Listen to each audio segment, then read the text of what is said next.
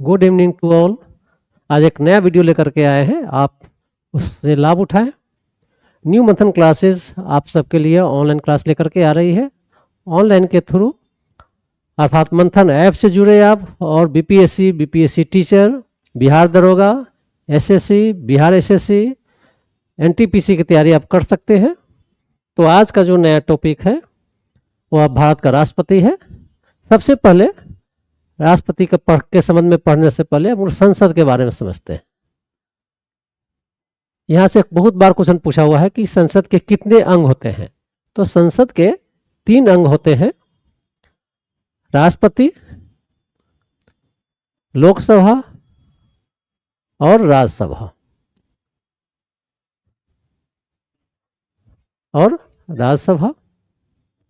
आज हम लोग पढ़ेंगे संसद के ये 3 जो अंग है उसमें से राष्ट्रपति के बारे में पढ़ेंगे, अर्थात प्रेसिडेंट के बारे में पढ़ेंगे, भारत के प्रेसिडेंट के बारे में।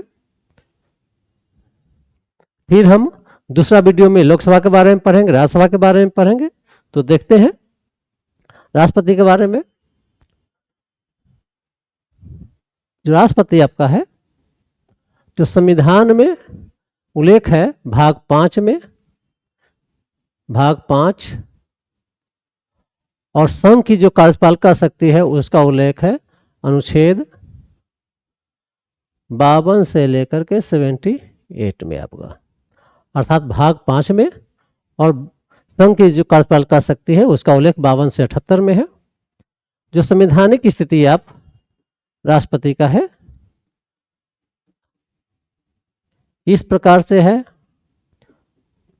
भारत का जो राष्ट्रपति है होते हैं वह भारत का सर्वोच्च पद है, भारत का सर्वोच्च पद है।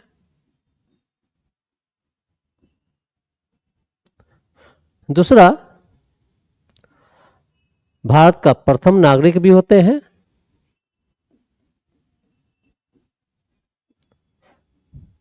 संघ की कार्यपालिका शक्ति राष्ट्रपति में निहित होती है,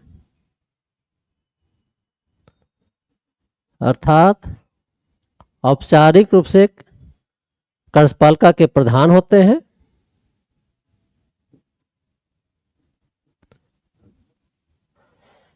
फिर तीनों सेना के प्रमुख होते हैं, वो तीनों सेनाओं के प्रमुख होते हैं।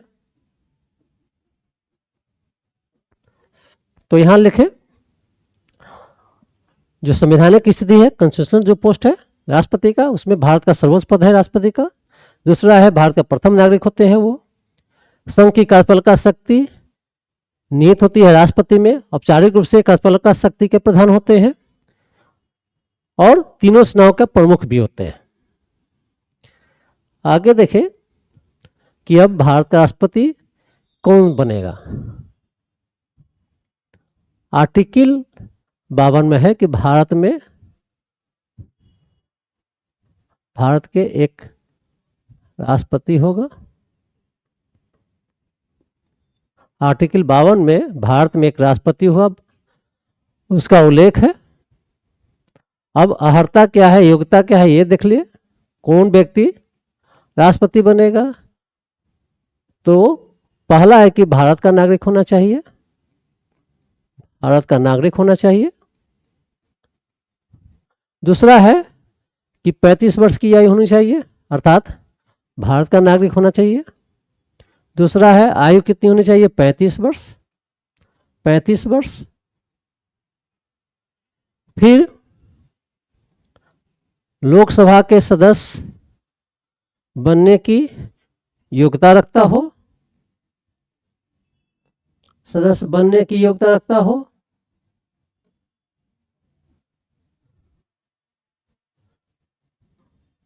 मानसिक रूप से दिवालिया नहीं हो, मानसिक रूप से दिवालिया नहीं हो।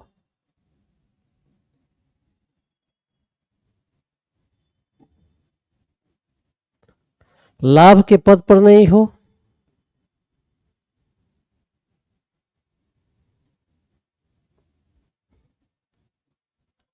अब इसमें जिनको बीपीएससी देना है उस या यूपीएससी देना है, ये जो भी कंडीशन सभी याद रखेंगे। यदि बीपीएससी टीचर का देना है तो कम से कम 35 वर्ष का एज याद करके रखेंगे आप।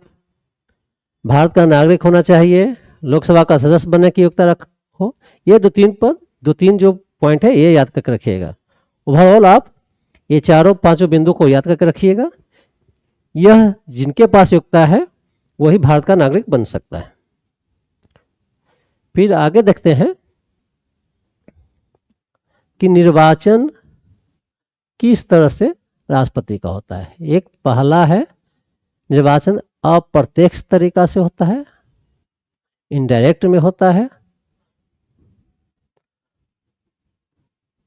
अर्थात अप्रत्यक्ष तरीका क्यों कहते हैं?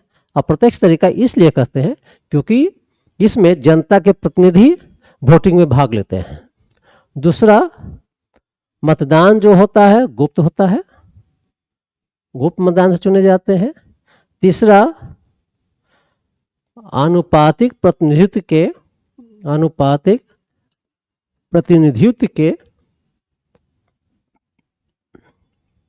एकल संक्रमणीय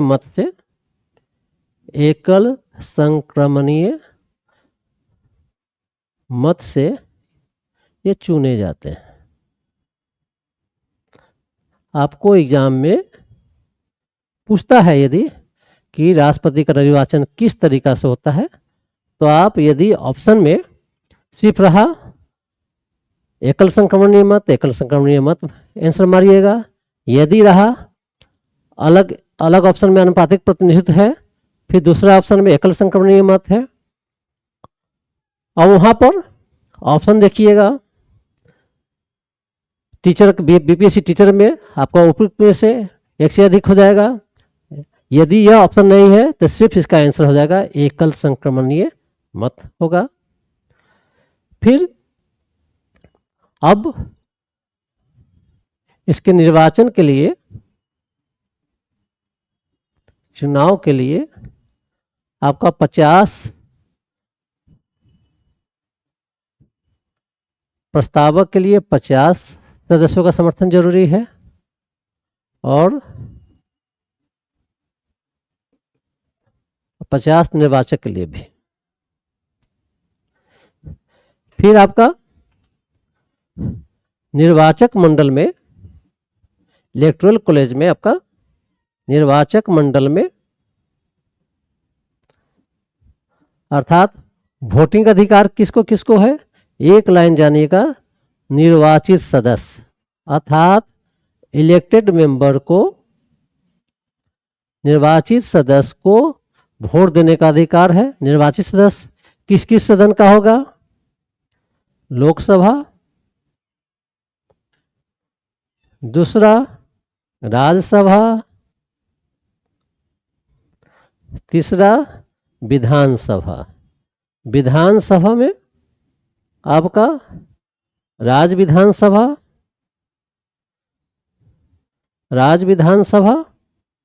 और दूसरा है दिल्ली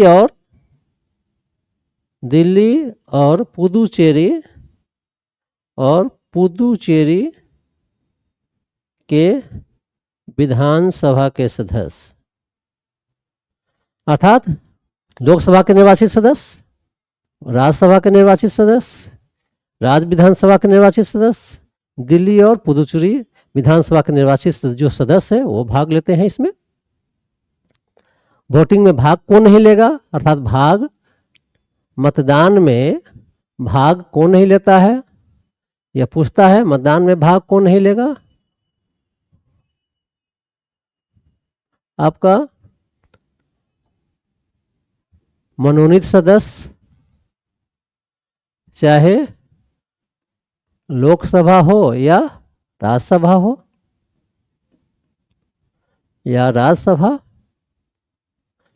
दूसरा, मनोनीत विधानसभा के सदस्य, ये सब भाग नहीं लेगा। तीसरा है विधान परिषद के सदस्य, विधान परिषद के सदस्य, अर्थात मतदान में भाग कौन नहीं लेगा? जो मनोनीत सदस्य है लोकसभा या राज्यसभा के, दूसरा विधानसभा के जो मनोनीत सदस्य होते हैं वो जो एक होता है, फिर विधान परिषद के सदस्य, ये लोग चुनाव में भाग नहीं लेता है।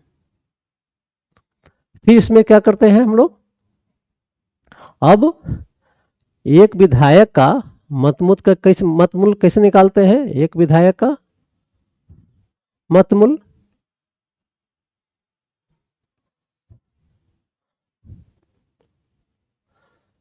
राज्य की कुल जनसंख्या में, राज्य की कुल जनसंख्या में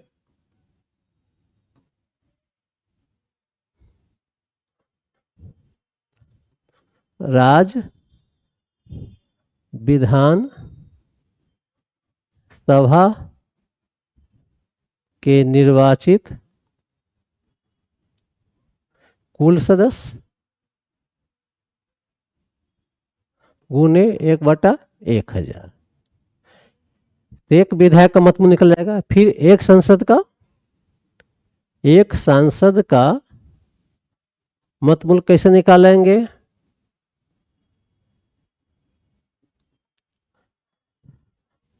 राज्य विधान सभाओं के विधायकों के कुल मत योग में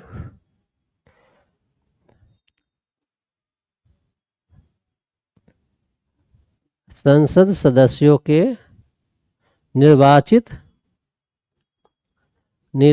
संसद सदस्यों के कुल संख्या से भाग देंगे। तो इस तरह से एक सांसद का मतमूल निकल जाएगा।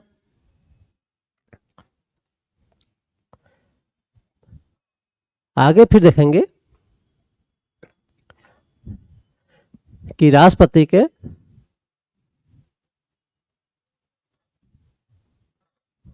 के चुनाव संबंधी जो विवाद है, चुनाव संबंधी विवाद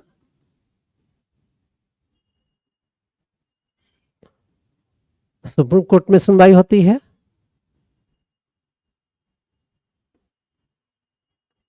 और जो भी लोकसभा, विधानसभा, विधान परिषद, राज्यसभा के सदस्यों के निर्वाचन से संबंधित विवादों की सुनवाई आपका निर्वाचन आयोग में की जाती है।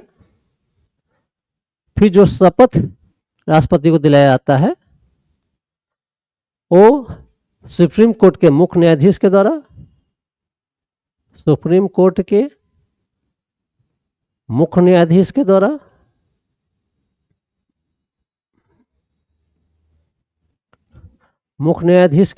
यदि मुख्य न्यायाधीश भी नहीं हो तो सुप्रीम कोर्ट के जो वरिष्ठतम सदस्य होते हैं, वरिष्ठतम जज होते हैं, उसके द्वारा शपथ दिलाई जाती है। सीनियर मोस्ट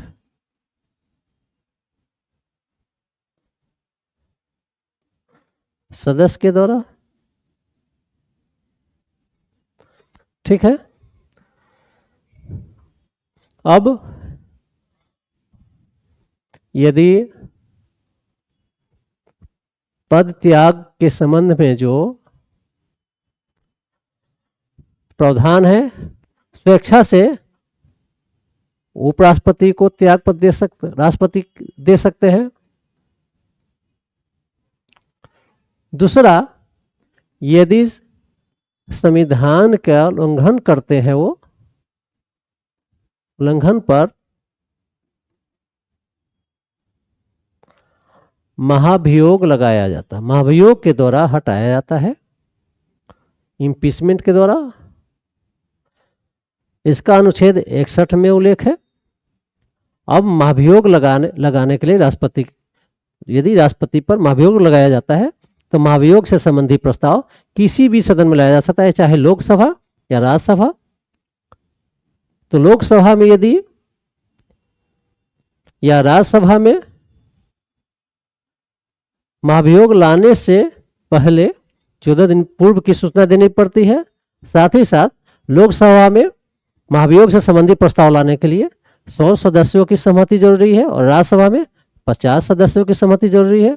और इन दोनों सदनों में पारित हो जाने के बाद राष्ट्रपति का अपना पद छोड़ देते हैं। इस तरह से हम लोग देखें कि किस तरह से निर्वाचन हुआ, एक एक क्रम में हम लोग देखें। और महाभियोग से आपको मेंस में भी आपको पूछ सकता है, शॉर्ट नोट्स में, टेल में। अब देखते हैं हम लोग अधिकार।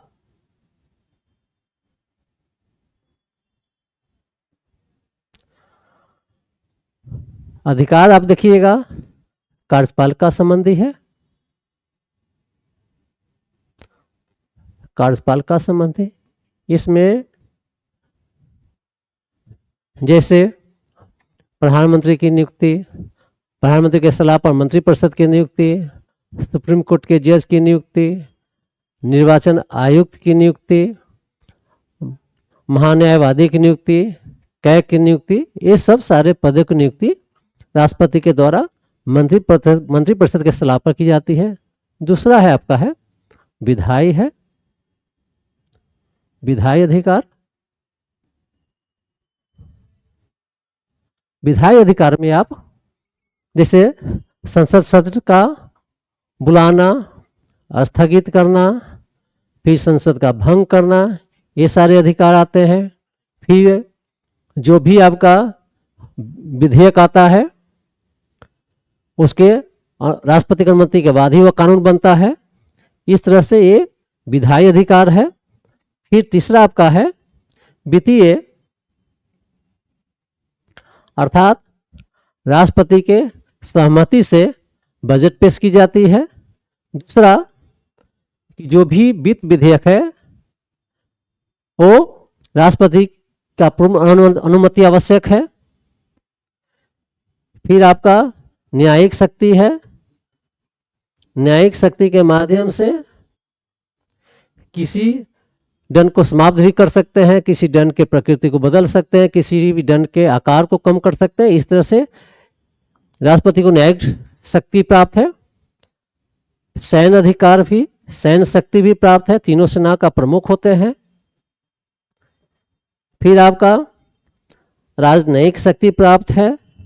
इस शक्ति के तहत विदेशों में राजदूत की नियुक्ति, दूसरा विदेशों से जो विदेश से अन्य देशों से जो राजदूत नियुक्त किए जाते हैं उसकी स्वीकृति ये करते हैं। फिर राष्ट्रपति के नाम पर ही अंतर्राष्ट्रीय संधि की जाती है। फिर आपका इसमें है विवेकाधीन शक्ति है, अर्थात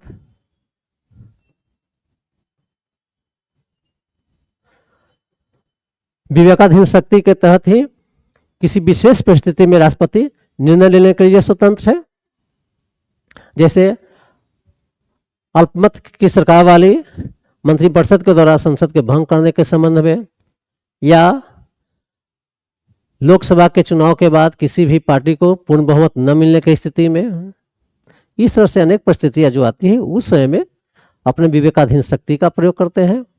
फिर बहुत सारे विधेयक के संबंध में है, विधेयक पर उनके पास बहुत सारे अधिकार है, बहुत सारे वीटो पावर अधिकार है, वीटो पावर प्राप्त है, उस वीटो पावर का यूज कर सकते हैं वो। ये सारा जो अधिकार है विवेकाधीन शक्ति के अंतर्गत है। फिर राष्ट्रपति का जो कार्यकाल होता है आपका है वो 5 वर्ष का होता है। अब जो भारत के राष्ट्रपति है, और अर्थात जो भारत के राष्ट्रपति है, भारत का सर्वोच्च पद है, उसी तरह से यदि ब्रिटेन के जो सर्वोच्च पद राजा या रानी का है उससे तुलना करके देखें तो भारत के राष्ट्रपति का निर्वाचन होता है, और ब्रिटेन के जो सर्वोच्च पद जो रानी या महारानी है वह उसका पद वंशानुगत होता आपका है। इस तरह से हम लोग राष्ट्रपति के संबंध में देखें। आप अपने रिवीजन के लिए, रिकॉल के लिए इस वीडियो को देखें और इस सारा क्वेश्चन आपसे हल हो जाएगा। चाहे बीपीएससी देना हो, बीपीएससी टीचर हो, बिहार दरोगा हो, सभी एग्जाम में इस वीडियो से लाभ होगा। फिर हम एक अगला वीडियो में एक नया टॉपिक लेकर के आएंगे। तब तक के लिए धन्यवाद।